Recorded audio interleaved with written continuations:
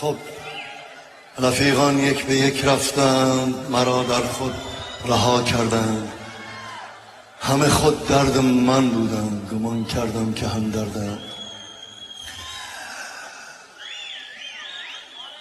بذارین این حرف یاد یک شعر زیبا من انداخت بگم.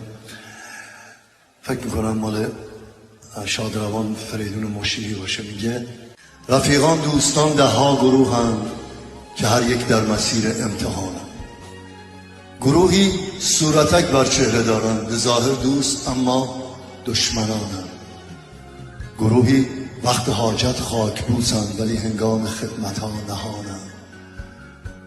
گروهی خیر و شر در فعلشان نیست، نه زحمت بخش و نه راحت رسانند.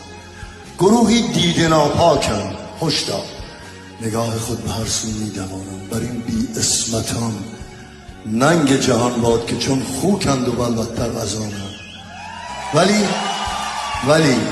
ولی یاران همدل از ره لطف به هر حالت که باشد مهربانند.